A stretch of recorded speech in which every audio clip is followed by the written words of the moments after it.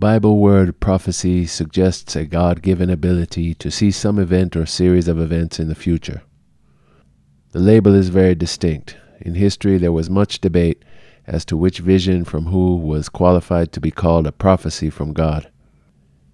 In modern times, we have terms such as precognition or ESP, which is extrasensory perception, to describe the same ability, though many who experience this ability do not connect it to a God source, and thus the term prophecy has been largely relegated to specific visions that occur among those who profess religious or spiritual affiliations. Such proclamations do not have the traction they did in ancient times, as those prophetic declarations made from ones who became renowned in religious texts like the Bible. In researching this a bit, we've found some interesting variables in relation to precognitive abilities, and in this presentation we're going to look at some of these and also look at some recorded instances of the ability being with the Emperor Haile Selassie I.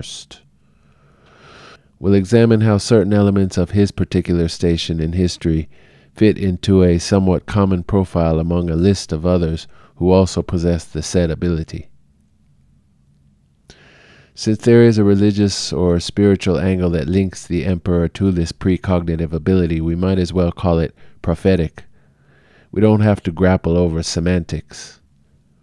Further, we are presenting this in a generally secular research format in order to broaden the scope of ESP, to see how this ability is not necessarily part of any dogma or religion or spiritual tradition, but does still show up across the board in significant, helpful ways for people. Interestingly, there are traces of this ability in the warrior tradition across many cultures throughout history. The illustrious records of many valiant fighters are replete with stories of miraculous, victorious campaigns brought about in part through guiding premonitions manifesting in dream or meditation states. A careful examination of this tradition can perhaps enhance our understanding of the meta-phenomena that point to the ESP ability vested within the emperor and other war hero figures in the historical record. Close inspection reveals how guiding premonitions frequently manifest for such hosts, particularly when they are on the side of justice in situations of contest or battle. Precognitive ability would obviously be a useful strategic tool for the warrior for navigating through hostile physical events. That would not only include being able to access situations to prepare appropriate defenses, but also to fortify a warrior's confidence towards victory, as well as to perhaps provide a way to even dissuade such opponents with dread, warning them of their impending doom. There's no telling how many battles in history, if any, were actually averted due to psychic warning, but it may be a percentage which exceeds expectation. Within some histories of these warfare traditions, a characteristic one finds is that notable virtuous warriors and fighters have often described being connected to the presence of an ancestor guide or even a talisman in a transcendental or transpersonal orientation with them. The evidence also suggests that a transformative alter ego presence sometimes quote-unquote possesses such warriors by ritual invocation. This often entails the summoning or conjuring of such perceived external agents. For example, during the Haitian Revolution, we read the story of one Dutty Boukman who was not hesitant to employ ritual magic as a counter-weapon to the French military onslaught. In other reports, we find that sometimes spirit guides are accessed through dream connections, and in rare cases a warrior host, or anyone for that matter, may sustain a head injury or near-death trauma that enables quote-unquote seer abilities to be pronounced for them. The record of Harriet Tubman, one of the most famous freedom fighters in American history, tells of her unique situation as one born with natural prophetic dream capability, but also after having received such an injury to her head as she attempted to intervene in the beating of a slave, began having bouts of narcolepsy which she would awaken from with quote-unquote downloaded information. Here's a quote I found from racebaiter.com with the title, "Black People Are Dreaming to Get Free, Literally." Quote, "Those around Harriet were used to her suddenly entering into trance-like sleeping spells and knew that when she returned to consciousness, there'd be new valuable insight. Harriet's dreams and visions guided her, revealing where her next location was, disclosing enemy identities and whereabouts, and indicating allies. Harriet trusted her seeing as a gift from God and a liberatory tool, and the folks around her entrusted their lives to her gifts." Unquote. It is said that Harriet Tubman's dream connection was an experience of ancestral visitations from a very young age, making her aware of a sacred destiny she was to fulfill. Conversely, in this same era, there's also testimony of Abraham Lincoln, who was reported to have dreamed about his own death by an assassin's gun. Then there's the interesting story of boxer Sugar Ray Robinson's match with one Jimmy Doyle in 1947, which is an illustration of the warrior's tradition of precognition when entering a battle. In this case, we take note of the ultimate outcome, which was a mark of Robinson's high integrity in response to the death of Doyle from succumbing to his boxing injury, which Robinson had envisioned in a dream and attempted to avoid.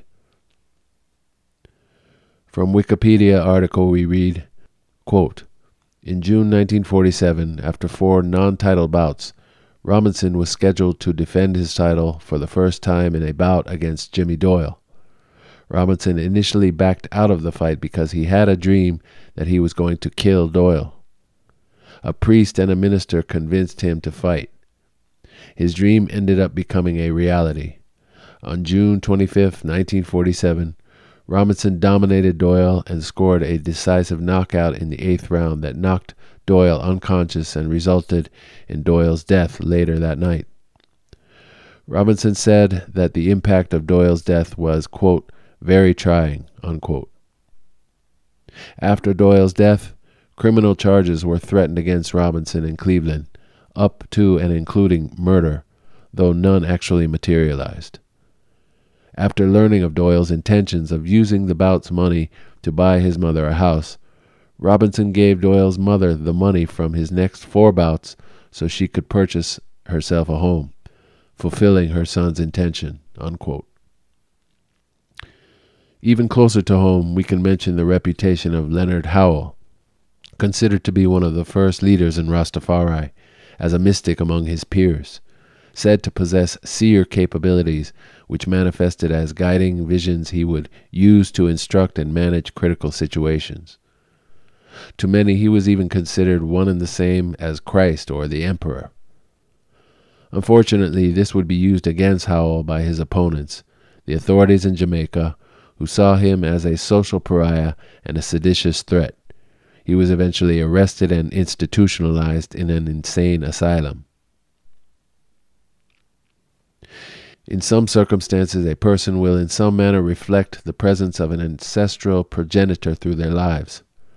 There is an example of this in the Judeo-Christian tradition that may be related to archetypes, the spiritual lineage of the ancient priest king Melchizedek, and the sacred bloodline of the house of King David as prelates to the ultimate messianic station, and are portrayed as prefiguring transgenerational personalities that would appear in the specific epoch known as the apocalyptic era.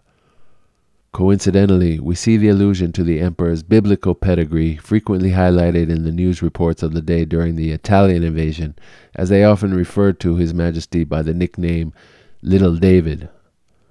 The biblical ancestor King David being the prototype righteous shepherd warrior manifested in the person of the Greater David Emperor. During the same period, he was also often compared by physical appearance to the envisioned likeness of Jesus Christ.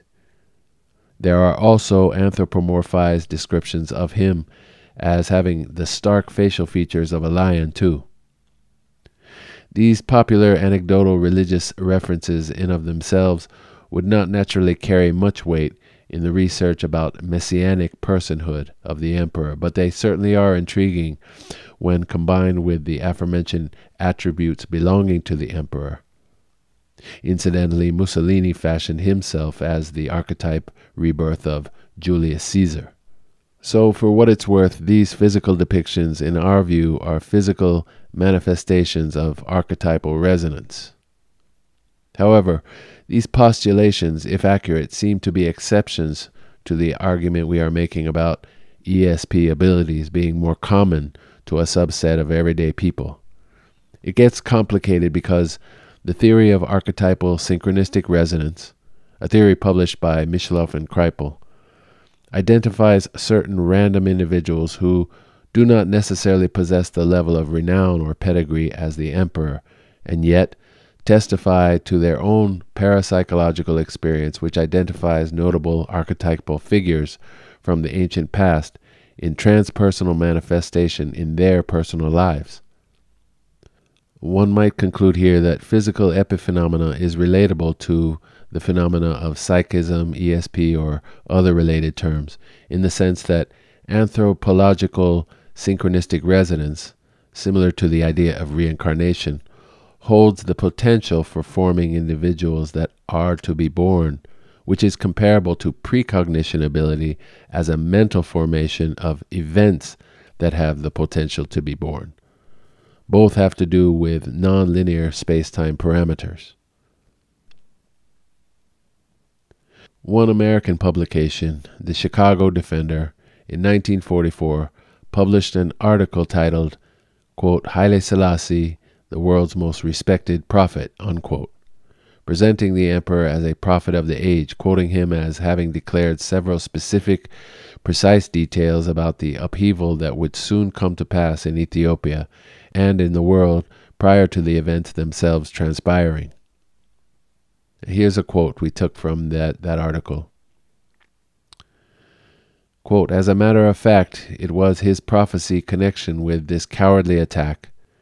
Here they're referring to the statement that His Majesty made at the League of Nations in 1936 that the Western nations would be driven into war and destruction in its struggle against fascist aggression, that first attracted attention to his uncanny ability to see into the future. In the year 1933, Haile Selassie, sitting pensively upon his throne in the palace at Addis Ababa, capital of Ethiopia, predicted, quote, we shall be attacked by Mussolini in 2 years, unquote. His Majesty Emperor Haile Selassie I is quoted as having uttered specific details about future events which were regarded as prophetic. This included his foretelling of Italy's attack on Ethiopia 2 years prior to it happening, foretelling in 1937 of the coming Second World War, and the details of its procession, including the chronological fates of Italy and Germany, and the date of the Allied victory in Europe around Armistice Day in November of 1944, foretelling the death of Mussolini's son, and in the manner in which he would die, and Mussolini's illness and death, and family's assassination as well. His Majesty also proclaimed that he would return to his throne 5 years to the day of his capital's siege, which did occur. This impression of the emperor as predictor of the future may even harken back to the popular lore that circulated in Ethiopia concerning the uncanny, quote-unquote, supernatural abilities of young Tafari Makonnen, which was Haile Selassie's birth name. So the above discussion corresponds with extraordinary conscious states that dramatically arise in the life experiences of certain individuals. We assert that such faculties and abilities are not distinguished by particular religious, cultural, or ethnic affiliations. Neither are they exclusive to the warrior class, but rather are of a universal substance, even though they may be more prominent with individuals of that station than others. Looking into biographies of a number of noted visual and literary artists and musicians through history, we also find the evidence among them of visionary capabilities they possessed that curiously involved the same type of information regarding life and safety issues or foreboding of some dramatic occurrence. Incidentally, Bob Marley was reputed to be a gifted palm reader in his youth. So, what common denominators, if any, exist between physically gifted individuals across this spectrum? We can see the practical applications for psi phenomena of the ominous kind within the righteous warrior, but why would this be so too with artists and poets? We can only speculate. Human creative faculty seems to be an aspect of consciousness that we might say would be complementary to experiences of psychic phenomena. No doubt that for some it is the power of spiritual experience that brings about the inspiration to create artistic works in the first place. Or perhaps it's merely that the glorious warrior type, like Tubman, Robinson, and the Emperor, and notable artists are prominent figures in the public sphere, and therefore in their popularity, their stories simply become the most amplified. In other words, this implies that though the general public cannot hear about all cases, it's likely that this somewhat rare ability and the occasions in which it might manifest occur equally among a small percentage of the masses of every persuasion and personality. Any particular station that such endowed persons hold could accommodate this ability in life, and therefore its impression can range from small personal events to dramatic and universally significant and famous events. It can be traced from theistic or atheistic angles. Now, this gives us a hint that these abilities in life are super quality states of consciousness that breach the bounds of linear time, location, culture, religion, etc., and come like aids to our well-being as conscious agents in a greater cosmic complex.